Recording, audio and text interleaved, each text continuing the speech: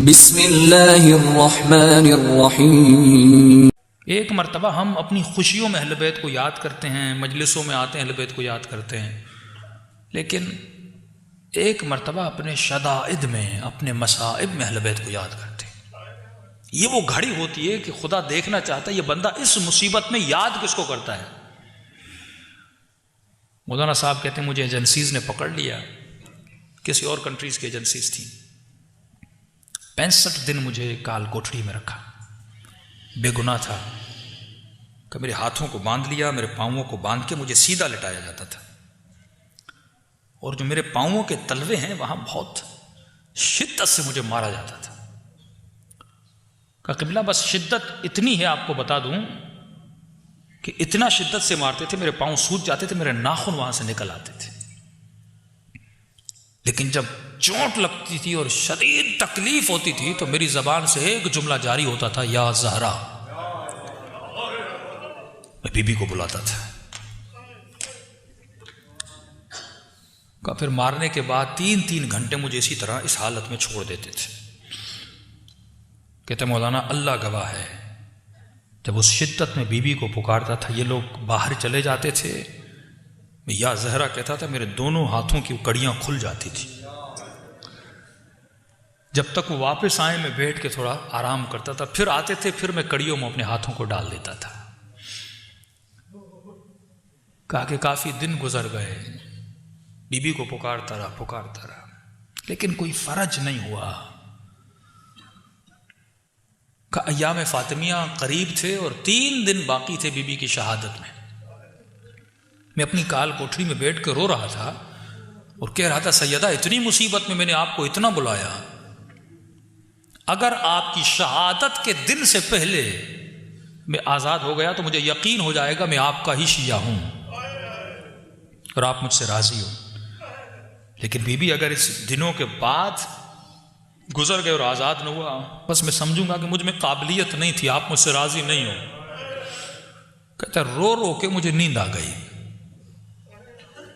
ایک عجیب خواب دیکھتا ہوں کہ میں ایک جہاز میں ہوں اور ایئرپورٹ پہ اترتا ہوں، ایک بندہ مجھے ریسیو کرنے آتا ہے، اپنے گھر لے جاتا ہے، بستر پہ سلاتا ہے، AC آن کرتا ہے۔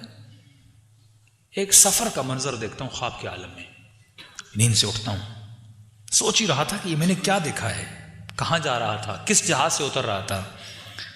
کہتے اتنے میں جو چھوٹی سی کال کوٹری تھی اس کی دیوار پر میں نے مڑ کے دیکھا، دنیا کی خوبصورت ترین ہینڈ رائٹنگ میں کچھ لکھا ہوا تھا۔ کہ قبلہ 25 سال گزر گئے، آج تک میں نے ایسی ہینڈ رائٹنگ پھر نہیں دیکھی۔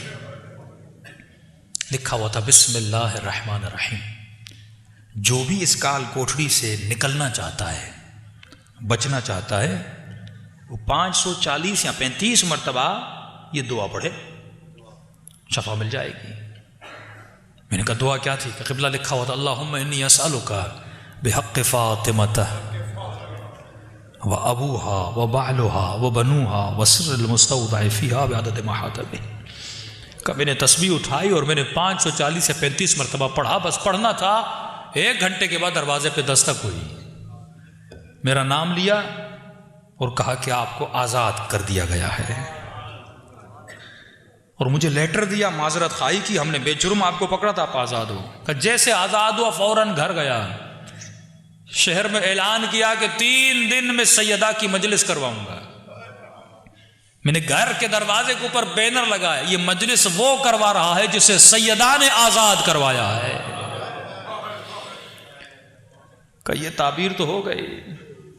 کہ مولانا میں کراچی آیا، کسی جاننے والے نے افریقہ سے فون کیا کہ ماہ مبارک میں آپ کو ہم افریقہ بلانا چاہتے ہیں، یہ آپ کا ٹکٹ ہے، یہ پیسے ہیں، 2 دن کے بعد آپ کی فلائٹ ہے۔ کہ میں جہاز میں چڑھا، اب جب افریقہ کے ایئرپورٹ پہ اترا، میں نے کہا یہ تو وہی ایئرپورٹ ہے جو خواب میں سیدہ نے دکھایا تھا، یہ تو وہی شخص ہے جس کو میں نے خواب میں دیکھا تھا۔ کہ گھر اس کا تھا پر اس کو بتا میں رہا تھا کہ تیرے کمرے میں یہ چیزیں ہیں۔ کہ آج 25 سال ہو گئے، سیدہ نے وہاں سے اٹھا کر مجھے یہاں بھیجا تھا۔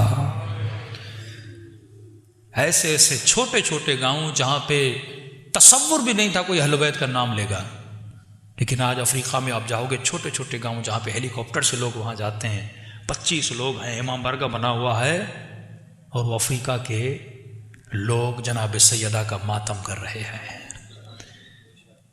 جب تم مصیبتوں میں ان کو بلاتے ہو، وہ کہاں سے کہاں اٹھا کر تجھے بھیجتے ہیں کہ جاؤ، اگر تم مصیبت میں یہ تم میں برداشت تھی، یہ قوت برداشت کی تھی کہ تم نے سیدہ کو یاد کیا، اہل بیت کو یاد کیا، اب ہم تمہیں ایک ڈیوٹی سونپتے ہیں کہ جا ہمارے دین اور مذہب کا مبلغ بن۔